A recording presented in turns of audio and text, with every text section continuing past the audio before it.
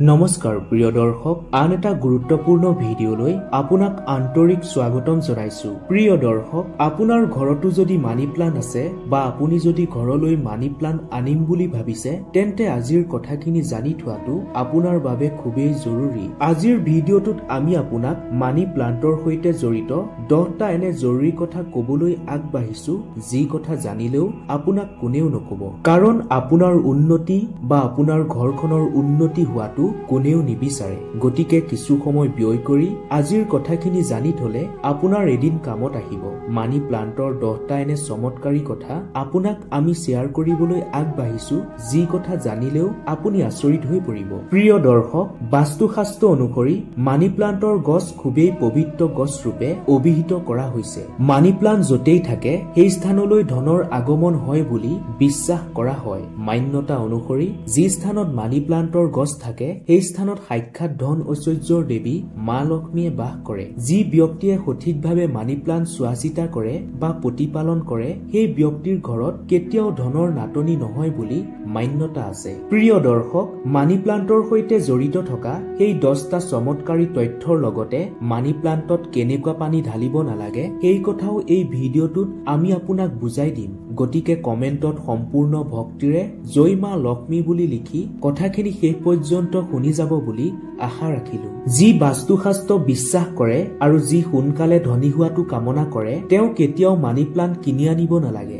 মানি প্লান্টৰ গছ এনে মানুহৰ ঘৰৰ পৰা আনিব লাগে যাৰ আৰ্থিক স্থিতি খুবেই মজবুত বা যি আৰ্থিকভাৱে সবল, যাৰ ঘৰত ধন সম্পত্তি আদিৰ একোৰে অভাৱ নাথাকে, যাৰ ঘৰত এটা আধ্যাত্মিক পৰিৱেশ থাকে, তেনে মানুহৰ ঘৰৰ পৰা মানি প্লান্ট আনিব লাগে। মানি প্লান্টৰ ঠাল ছিঙোতে এইটো লক্ষ্য কৰিব যে যিটো ঠাল ছিঙিছে সেইটো শুকাই থকা নহয়, একেবাৰে সতেজ ঠালহে ছিঙিব। সেই ঠাল ছিঙি আনি পানীৰ বটলত ভৰাই থব লাগে। কেইদিনমান পানী থকা বটল বা কিবা পাত্ৰত থোৱাৰ পিছত সেই মানি প্লান্টৰ ঠালৰ পৰা যেতিয়া গজালি ওলাব তেতিয়া সেই গজালি ওলোৱা ঠাল আপুনি মাটিত ৰুব পাৰিব, টাবতো আপুনি ৰাখিব পাৰিব। আপুনি হয়তো বিশ্বাস কৰিবলৈ টান পাব পাৰে, কিন্তু যদি কোনো ব্যক্তিয়ে এইদৰে মানি প্লান্ট আনৰ ঘৰৰ পৰা আনি ৰুব পাৰে সেই ব্যক্তিৰ ঘৰলৈ হঠাৎ ধনৰ আগমনৰ নতুন নতুন পথ খোল খায়। সেই ব্যক্তিৰ ঘৰলৈ ক্ৰমাৎ টকাৰ আগমন ঘটিবলৈ আৰম্ভ কৰে। প্ৰিয় দৰ্শক, দ্বিতীয় কথাটোলৈ যোৱাৰ আগতে আপোনালৈ এটা বিনম্ৰ অনুৰোধ, আপুনি যদি আমাৰ ভিডিঅ'টো চাই ভাল পাইছে তেনেহলে ভিডিঅ'টো এটা লাইক কৰি আৰু আপুনি আমাৰ ভিডিঅ' কোন ঠাইৰ পৰা চাই আছে সেই কথা কমেন্টত উল্লেখ কৰিবলৈ একেবাৰে নাপাহৰিব। দ্বিতীয় কথাটো হৈছে ভুলতো কেতিয়াও মানি প্লান্টৰ শিপা দেখাকৈ ৰাখিব নালাগে। যদি আপুনি বটলত মানি প্লান্ট ৰাখিছে তেন্তে মানি প্লান্টৰ শিপা ঢাক খোৱাকৈ কাপোৰ বা কাগজ মেৰিয়াই তাত ৰঙা ৰঙৰ ৰিবন বান্ধিব লাগে। ৰঙা ৰিবন বান্ধিলে মানি প্লান্টৰ শক্তি দুগুণ বৃদ্ধি পায়। ৰঙা ৰিবন নাথাকিলে ৰঙা ৰছীৰেও আপুনি বান্ধিব পাৰিব। আচলতে মানি প্লান্ট ক'ত ক'ত লগাব পাৰি এই কথা এইবাৰ জানি লওঁ আহক। মানি প্লান্ট যিকোনো ধৰণৰ বটলত পানী ভৰাই বা মাটিত ৰুব পাৰে। বিশ্বাস কৰা হয় যে মানি প্লান্টক যদি ধনৰ দৰে পূজা কৰা হয় তেন্তে ইয়াৰ সকাৰাত্মক শক্তি খুব দ্ৰুতভাৱে বৃদ্ধি হয়। মানি প্লান্ট ঘৰৰ মুখ্য দুৱাৰত অৰ্থাৎ ঘৰৰ মূল প্ৰৱেশ দুৱাৰত লগাব লাগে। ইয়াৰ দ্বাৰা ঘৰখনৰ সুখ সমৃদ্ধি বৃদ্ধি হয়। লগতে ঘৰৰ ছাদতো মানি প্লান্ট লগাব পাৰে। বাস্তুশাস্ত্ৰ অনুসৰি মানি প্লান্ট ঘৰৰ দক্ষিণ পূব দিশে লগোৱাটো অতি উত্তম। দক্ষিণ পূব দিশত মানি প্লান্ট ৰাখিলে ঘৰখনত ধন সম্পত্তি সুখ সমৃদ্ধি বৃদ্ধি ঘটে আৰু ঘৰখনত ইতিবাচক শক্তিৰ সঞ্চাৰ হয়। ভগৱান শ্ৰী গণেশ হৈছে এই দক্ষিণ পূব দিশৰ দেৱতা। ইয়াৰ প্ৰতিনিধি হৈছে শুক্ৰ। সেইবাবে যদি আপুনি প্ৰকৃতাৰ্থত ধনী হব বিচাৰে তেন্তে ঘৰৰ দক্ষিণ পূব দিশেহে মানি প্লান্ট ৰাখিব।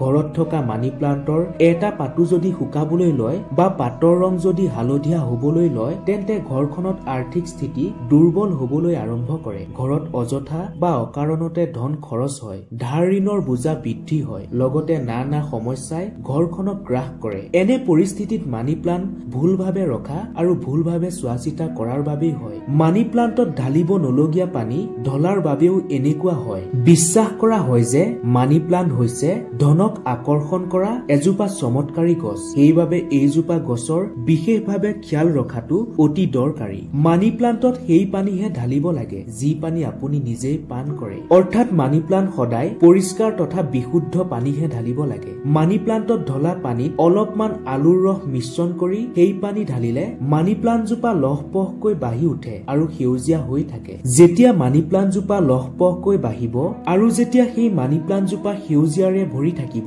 তেতিয়া মা লক্ষ্মীৰ কৃপাত আৰ্থিক উন্নতি বৃদ্ধি হ'ব, ধন অহাৰ নতুন নতুন ৰাস্তা মুকলি হ'ব, ঘৰখনত কোনো ধৰণৰ সমস্যা নাথাকে। ভুলতো মানি প্লাণ্টত লেতেৰা বা অশুদ্ধ পানী নাঢালিব।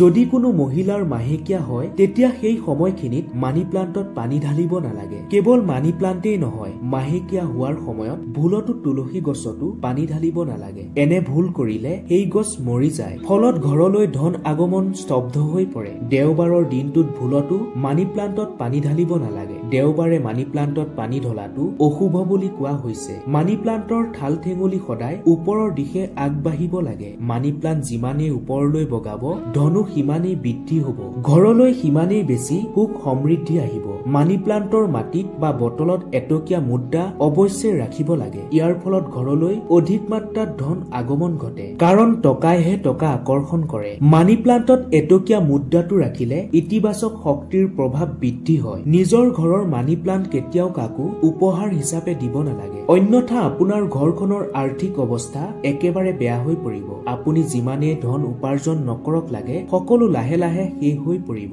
নিজৰ ঘৰৰ মানি প্লাণ্ট উপহাৰ হিচাপে দিয়া মানে আপুনি নিজে নিজৰ ঘৰৰ পৰা লক্ষ্মীক বেলেগক অৰ্পণ কৰি দিছে। সেইবাবে উপহাৰ হিচাপে কেতিয়াও কাকো মানি প্লাণ্ট দিব নালাগে। অৱশ্যে দোকানৰ পৰা কিনি নি আপুনি কাৰোবাক মানি প্লাণ্ট উপহাৰ দিব পাৰে, কিন্তু নিজৰ ঘৰৰ পৰা মানি প্লাণ্ট ভুলতো আনক নিদিব।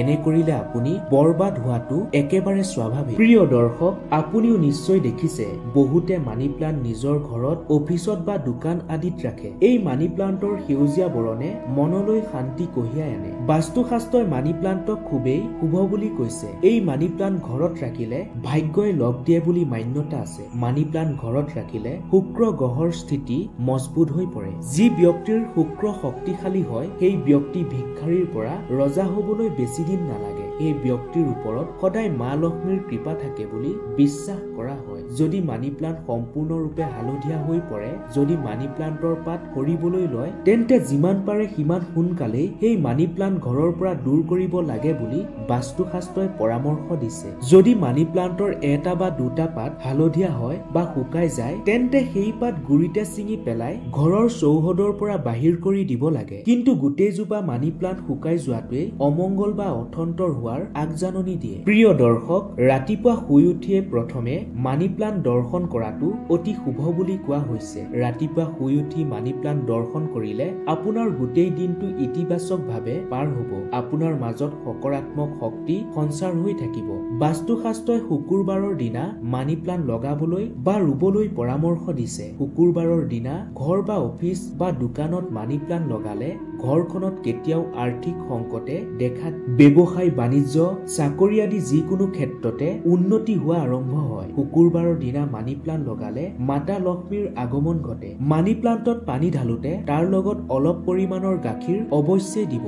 বিশ্বাস কৰা হয় যে এনে কৰিলে ধন সম্পত্তি বৃদ্ধি ঘটে। মানি প্লাণ্টজোপা সদায় সতেজ কৰি ৰখাত কেঁচা গৰু গাখীৰে যথেষ্ট কাম কৰে বুলি কোৱা হৈছে। তাৰ সমানে মানি প্লাণ্টৰ পৰিষ্কাৰ পৰিচ্ছন্নতাৰ ওপৰতো বাস্তুশাস্ত্ৰই বিশেষভাৱে ধ্যান দিবলৈ পৰামৰ্শ দিছে। যদি আপুনি বটলত মানি প্লাণ্ট ৰাখিছে, তেন্তে সেই বটলত থকা পানীখিনি বেয়া হোৱাৰ পূৰ্বে সলনি কৰাটো অতিকৈ জৰুৰী। যদি টাবত ৰাখিছে বা ঘৰৰ কোনো স্থানত ৰুই থৈছে, তেন্তে সেই মাটিও সদায় পৰিষ্কাৰ কৰি ৰখাটো ধ্যান দিব। সেই মাটিত থকা জাবৰ জোথৰ বা লেতেৰাখিনি সদায় ভালদৰে পৰিষ্কাৰ কৰাটো অতিকৈ আৱশ্যক। এনে কৰিলে মানি প্লাণ্টজোপা কেতিয়াও বেয়া নহয়। আপুনি ঘৰত এজোপাতকৈ বেছি মানি প্লাণ্ট ৰাখিব পাৰে। আপোনাৰ ঘৰৰ ভিতৰতো মানি প্লাণ্ট ৰাখিব পাৰে, কিন্তু পৰাপক্ষত সৰু সৰু পাত থকা মানি প্লাণ্টহে ৰাখিব লাগে। সৰু সৰু পাতৰ মানি প্লাণ্টে সোনকালে ধনক আকৰ্ষণ কৰে। ঘৰত থকা মানি প্লাণ্টজোপা সেউজীয়াৰে ভৰি পৰিলে স্বামী স্ত্ৰীৰ মাজত কেতিয়াও কাজিয়া নহয়। বিপৰীতে ঘৰখনৰ সদস্যসকলৰ মাজত মৰম চেনেহ বুজাবুজি দুগুণে বৃদ্ধি পায়। প্ৰিয় দৰ্শক, মানি প্লান্টে বেয়া শক্তিক খুব সহজে চিনাক্ত কৰিব পাৰে। যদি মানি প্লান্টৰ পাতত ক'লা ক'লা দাগ পৰে তেন্তে বুজিব আপোনাৰ ঘৰখনত কিবা বেয়া শক্তিয়ে বাস কৰিছে। কিয়নো মানি প্লান্টে বেয়া শক্তিক শুহি লয়। যেতিয়া তেনেকুৱা পাত দেখা পাব তেতিয়া সেই পাত শীঘ্ৰে ছিঙি ঘৰৰ চৌহদৰ পৰা বাহিৰ কৰি দিব। এনে কৰিলে সেই পাতৰ লগতে ঘৰখনত বাস কৰা অপশক্তি বাহিৰ হৈ পৰিব। একাংশ বিশেষজ্ঞই চলোৱা জৰীপৰ মতে মানি প্লান্ট খুবেই বিষাক্ত। সেইবাবে এই মানি প্লান্ট জীৱ-জন্তুৰ পৰা সদায় দূৰত ৰখাটো উচিত। যদি এই পাত জীৱ-জন্তুৱে খায় তেন্তে জীৱ-জন্তুৰ ক্ষতি হোৱাটো পূৰ্ণ সম্ভাৱনা থাকে। এটা কথা ঠিক যে মানি প্লান্টে ধনক আকৰ্ষণ কৰে। ধন ঐশ্বৰ্যৰ দেৱী মা লক্ষ্মীক প্ৰসন্ন কৰিবলৈ হলে মানি প্লান্ট ঘৰত থকাটো অতিকৈ জৰুৰী। শুক্ৰক প্ৰসন্ন কৰিবলৈ ঘৰত মানি প্লান্ট ৰখাটো অতি উত্তম বুলি মান্যতা আছে। প্ৰিয় দৰ্শক, এয়াই আছিল মানি প্লান্টৰ সন্দৰ্ভত কিছু তথ্য। আপুনি যদি সঁচা অৰ্থত মানি প্লান্টৰ মহত্ব বিশ্বাস কৰে আৰু আপুনি যদি সঁচাই আপোনাৰ ঘৰত মা লক্ষ্মীয়ে বাস কৰাটো বিচাৰে তেন্তে সঁচা ভক্তিৰে কমেন্টত জয় মা লক্ষ্মী বুলি লিখি ভিডিঅ'টো যিমান পাৰে সিমান শ্বেয়াৰ কৰি দিবলৈ একেবাৰে নাপাহৰিব। জয় মা লক্ষ্মী।